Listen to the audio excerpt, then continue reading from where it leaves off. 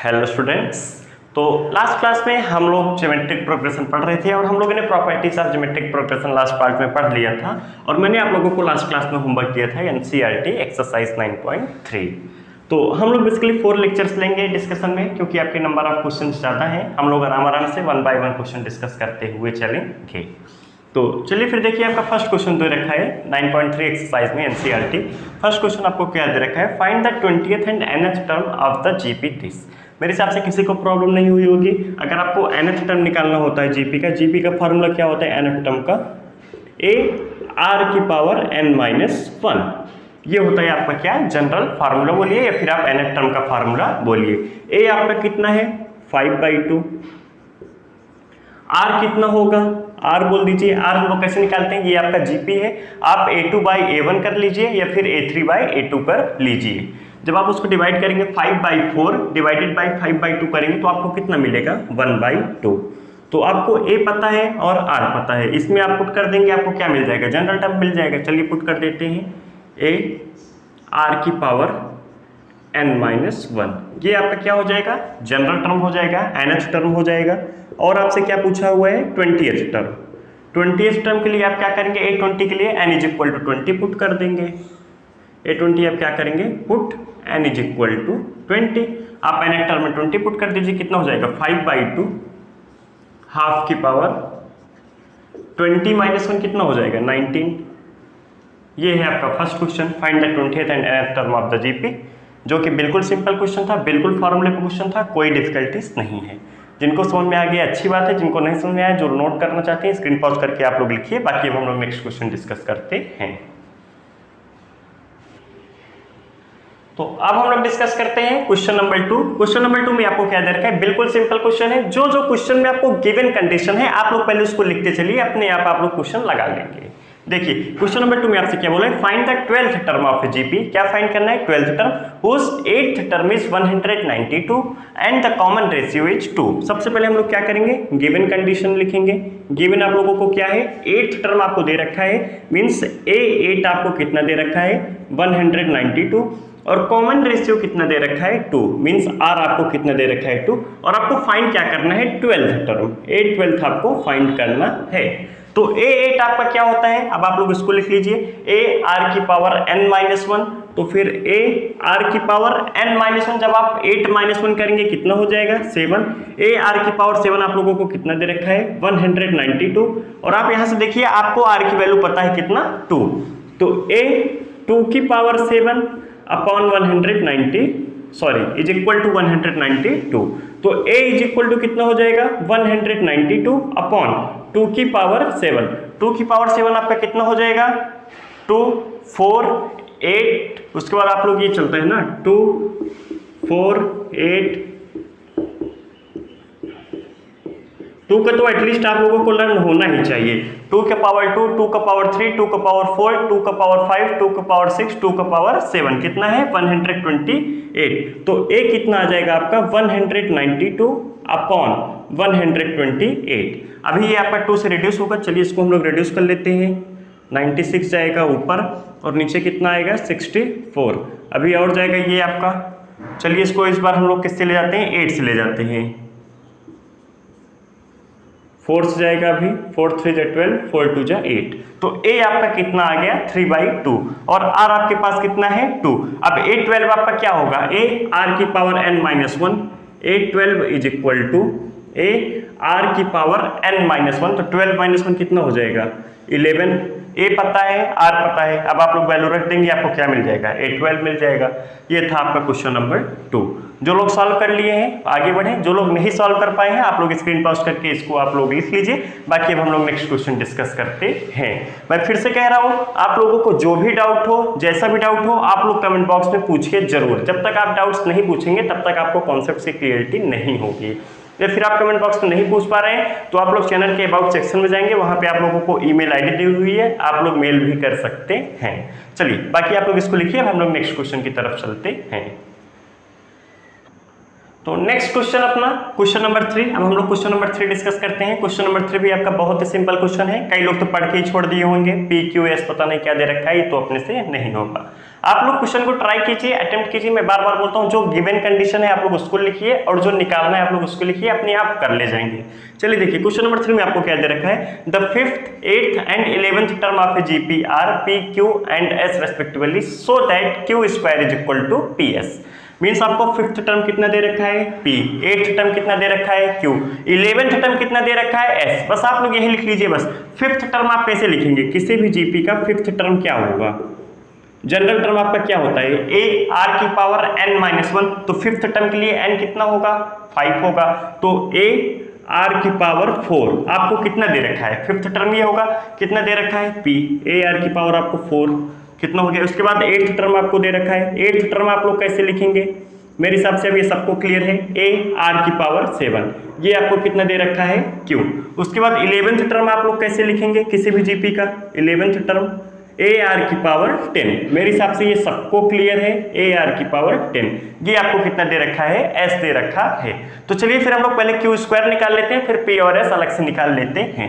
तो सबसे पहले जब हम लोग क्यू स्क्वायर निकालेंगे, क्यू स्क्वायर, तो क्यू स्क्वायर क्या होगा, ए आर की पावर 7 का स्क्वायर, ए आर की पावर 7 का स्क्वायर कितना हो जाएगा, ए स्क्वायर आर की पावर 14, यही तो होगा, ए स्क्वायर आर की पावर 14। ये हम लोगों ने क्या सॉल्व किया है, LHS लेफ्ट हैंड साइड आपका कितना आया है, ए स्क्वायर आर की पावर 14। अब हम लोग राइट हैंड साइड सॉल्व करते हैं, P इंटू एस निकालते हैं, P इंटू एस, P आपको कितना दे रखा है, ए आर की पावर 4 इंटू एस आपको कितना दे रखा है, ए आर की पावर 10, ए आर की पावर 10। चलिए इसको सॉल्व कर लेते हैं। जब आपका बेस सेम होता है पावर क्या हो जाते हैं ऐड, तो ये कितना हो जाएगा, ए स्क्वायर आर की पावर कितना हो जाएगा 14, ये आपका क्या आ गया RHS।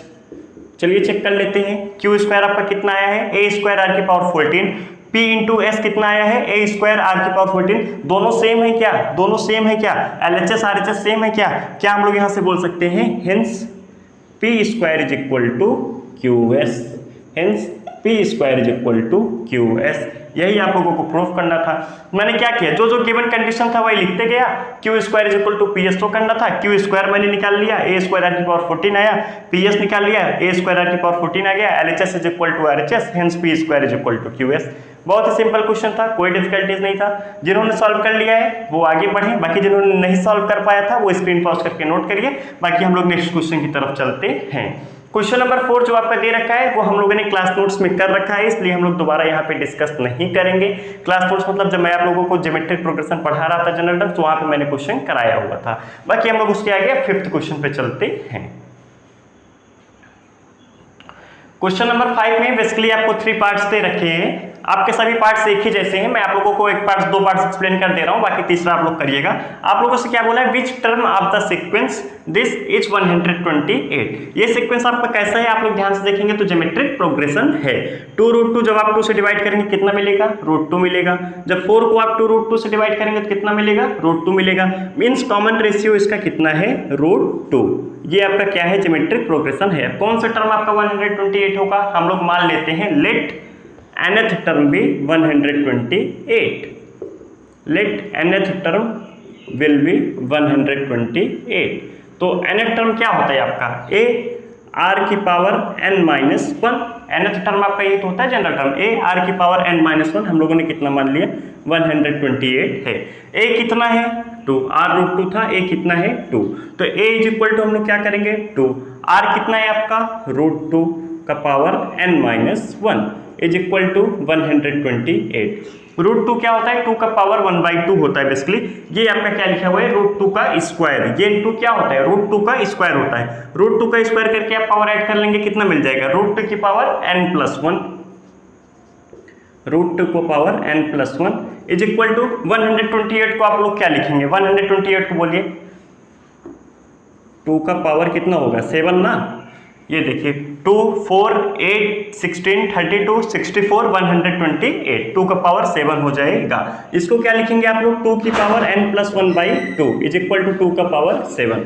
जब आपका बेस सेम है पावर को क्या होना पड़ेगा, इक्वल होना पड़ेगा, तो n+1/2 इज इक्वल टू 7, तो n आपका यहाँ से कितना आ जाएगा 13, तो कौन सा टर्म होगा, 13th टर्म आपका 128 हो जाएगा। बिल्कुल सिंपल क्वेश्चन है, कुछ नहीं, जो दे रखे आप लोग इसको लिखते चलिए बस। अब यहाँ पे देखिए a कितना है आपका √3, r कितना है कॉमन रेशियो, जब 3 को आप √3 से डिवाइड करेंगे तो क्या मिलेगा, √3 मिलेगा। आप लोग देख सकते हैं ये आपका जीपी है, √3 कॉमन रेशियो √3 ही होगा। ए भी आपका कितना है √3। तो हम लोग फिर से वही करेंगे, let nth term will be 729। तो nth टर्म आपका क्या होता है, a r की power n-1 is equal to 729। a कितना है √3, r कितना है √3 की power n-1 is equal to 729।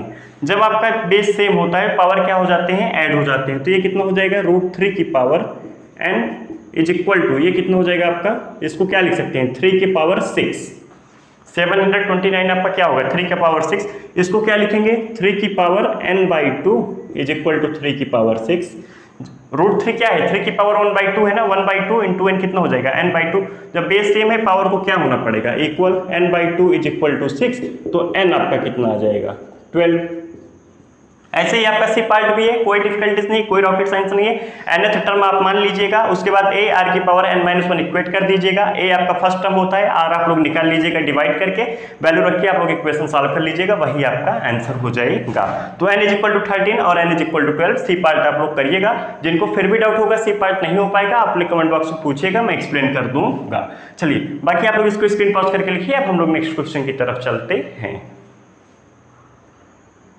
तो अब हम लोग डिस्कस करेंगे क्वेश्चन नंबर 6। क्वेश्चन नंबर 6 आपका बहुत ही सिंपल क्वेश्चन है। आपको क्या दे रखा है, ये 3 टर्म्स आपके किस में है, जीपी में है। आपको किसकी वैल्यू बतानी है, एक्स की वैल्यू बतानी है। जब हम लोग जनरल टर्म्स पढ़ रहे थे तो मैंने आप लोगों को एक रिलेशन डिराइव कराया था। जब आपके ए बी सी तीनों टर्म्स आपके जीपी में होंगे तो b square is equal to a into c निकल के आता है। मैंने आप लोगों को एक रिलेशन डिराइव कराया था कॉमन रेशियो को सेम करके। तो वही कॉन्सेप्ट हम लोग यहाँ पे लगाएंगे। आप लोग लिखेंगे if A B C are in GP, मैं फिर से बता दे रहा हूँ, लिख लीजिएगा आप लोग, if a b c are in gp then b square is equal to ac, then b square is equal to a into c। तो b यहाँ पे आपका क्या है x, a ये है आपका c और ये है। तो सीधा सीधा आप लोग लिख लीजिएगा, बिल्कुल सिंपल क्वेश्चन है। b square is equal to a into c -7/2।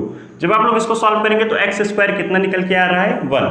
जब आपका एक्स स्क्वायर 1 आ रहा है तो एक्स की वैल्यू क्या क्या आएंगी, 2 वैल्यू आ रही है +-1। तो x इज इक्वल टू आपका +-1 हो जाएगा। जब भी आप लोगों को ये डाउट है x इज इक्वल टू 1 होगा या फिर -1 होगा या फिर दोनों होगा, तो आप लोग यहाँ पे पुट करके देख लीजिए, आप लोगों को उससे क्लियरिटी हो जाएगी। एक बार आप लोग x इज इक्वल टू 1 भी पुट कर लीजिए, एक बार x इज इक्वल टू -1 भी पुट कर लीजिएगा, तो आप लोगों को दिखेगा दोनों पे कंडीशन सेटिस्फाइड होगा, इसलिए आपकी x की दोनों वैल्यूज होंगी। ये था आपका क्वेश्चन नंबर 6 जो कि b square is equal to a c, जो कंडीशन हम लोग निकाल चुके थे जनरल टर्म्स में, उसी पे क्वेश्चन था, बाकी कोई डिफिकल्टीज नहीं था। जो लोग सॉल्व कर लिए हैं बहुत अच्छी बात है, जो लोग नहीं सॉल्व कर पाए हैं स्क्रीन पॉज करके आप लोग इसको नोट कर लीजिए। बाकी अब हम लोग आज के अपने लास्ट क्वेश्चन पे चलते हैं, क्वेश्चन नंबर 7 क्वेश्चन हम लोग डिस्कस करेंगे। मैंने आप लोगों को पहले बताया 4 लेक्चर्स लेंगे हम लोग, 1 बाय 1 क्वेश्चन डिटेल में डिस्कशन करते हुए चलेंगे, क्योंकि एनसीईआरटी के क्वेश्चन हैं, डिस्कशन जरूरी है, क्योंकि एनसीईआरटी के एटलीस्ट सभी क्वेश्चन तो आप लोगों को आने ही चाहिए। इसलिए चलिए आप लोग इसको लिखिए, बाकी हम लोग 7 क्वेश्चन की तरफ चलते हैं। क्वेश्चन नंबर 7 बेसिकली आपका सम का क्वेश्चन है। आप लोगों को क्या बताना है, 7, 8, 9, 10 तक कुछ ऐसे क्वेश्चन आप लोगों को दे रखे हैं जो इंडिकेटेड टर्म्स तक आपको सम बताने हैं। जैसे 7 में आपको दे रखा है 20th टर्म्स तक इसका सम बताना है। तो सम का क्वेश्चन है, एसएन का फार्मूला क्या होता था, हम लोगों ने क्या पढ़ा था, a ब्रैकेट में r की पावर n -1 अपॉन r-1। वही फार्मूला हम लोग यहाँ पे भी अप्लाई करेंगे। Sn is equal to a r की पावर n -1 अपॉन r-1। आप लोग कभी कभी फार्मूले ऐसे मत याद कर लीजिएगा, ऐसे याद लर्न करेंगे r की पावर n-1, तो यहाँ पे कहीं लिख दें r की पावर में n-1, r की पावर n-1, 1 यहाँ पे होता है, आप लोग ध्यान दीजिएगा, n-1 पावर में नहीं है, ये नीचे है। चलिए ए सबसे पहले इसको हम लोग उस टर्म में लिख लेते हैं। आपको क्या दे रखा है, 15/100 प्लस 15/1000 प्लस 15/10,000, ऐसे ऐसे आपको कहां तक जाना है, 20th टर्म्स तक जाना है। तो यहां से मेरे हिसाब से ए सबको क्लियर है। ए कितना है आपका 15/100,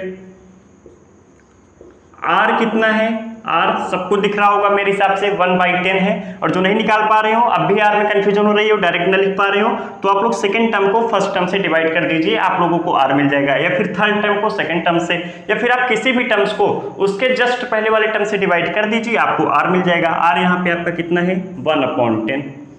ये आपका ऊपर फार्मूला लिखा हुआ है। और n कितना है 20। n कितना है 20। ऊपर फार्मूला लिखा हुआ है, ये आपका a है, ये आपका r है, ये आपका n है। बस फार्मूले में पुट करना है बस। Sn is equal to a r की पावर n -1 अपॉन r -1 1/10 -1।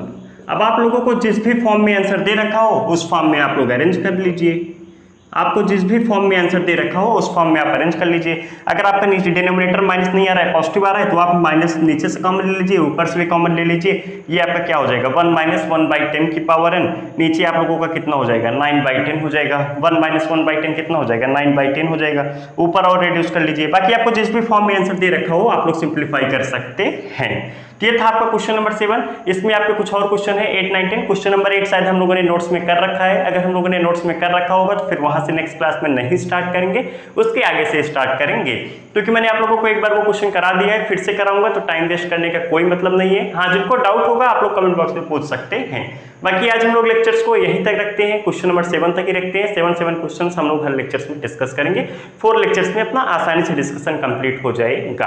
बाकी जिनको डाउट हो कमेंट बॉक्स में बताइए, या फिर आप लोगों को जो भी कमी लग रही हो वीडियो लेक्चर्स में आप लोग कमेंट बॉक्स में बता सकते हैं, मैं उसको इंप्रूव करूंगा। चलिए, बाकी फिर हम लोग नेक्स्ट क्लास में मिलते हैं नेक्स्ट क्वेश्चन के साथ। Okay, thank you class.